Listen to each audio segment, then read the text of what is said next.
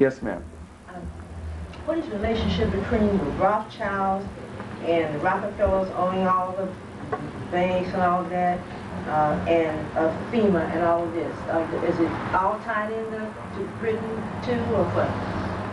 Well, you want to be specific about some of these famous names. That's what I'll respond to that. That the Rothschild family is not an ancient wealthy family. It became a powerful family in the really in the early 1800s. They set up a private intelligence operation in Europe, but they became very powerful, chiefly because they were, in a sense, the private brokers and bankers for the crown, for the British royal family. And in a sense, they made the British royal family a lot richer than they had been. And there was a sort of a mutual benefit operation. The Rothschilds in the 19th century were widely understood in the world as representing the British crown. Now today in America, you would see people, Spotlight magazine, for example, might identify the Rothschilds as representing, they might, I don't know, it depends how something is written, but they might identify the Rothschilds as representing the Jewish money power. They might say the same thing about the Warburg family, which is pretty interesting since the Max Warburg, the head of the bank, was also the vice president of Hitler's Reichsbank in the 1930s.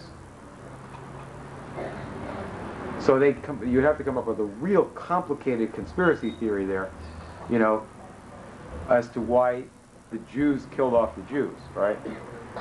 That's not the point. You have in the world, this British Empire, a great power.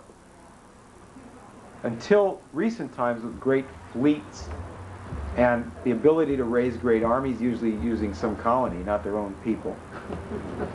A lot of money and a lot of agents and so forth, but tremendous political power in the world. And the chiefs of this empire were bankers.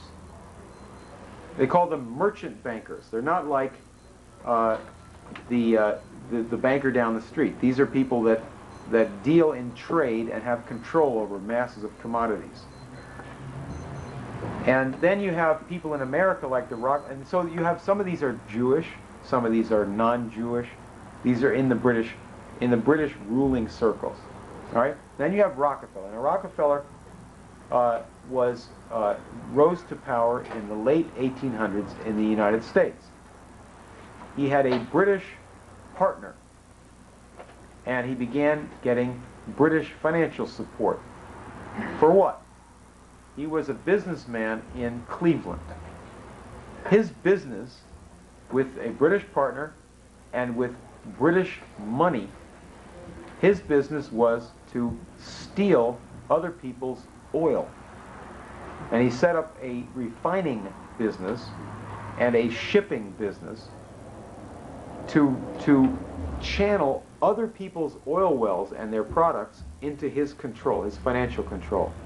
In the beginning, he never drilled an oil well.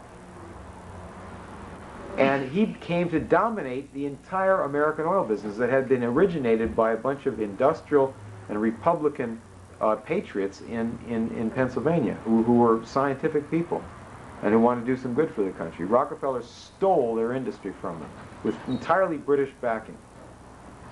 And then the British faction on Wall Street said to John D. Rockefeller, people don't like what you're doing. They think you're a thief.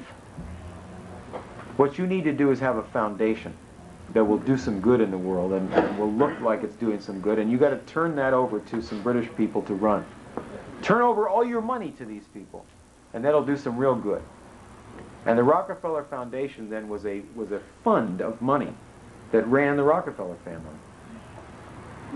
That's the way it really works, is that the money runs the family.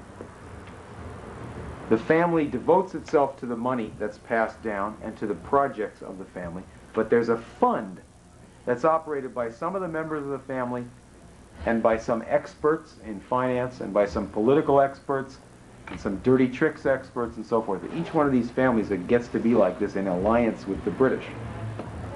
Family funds.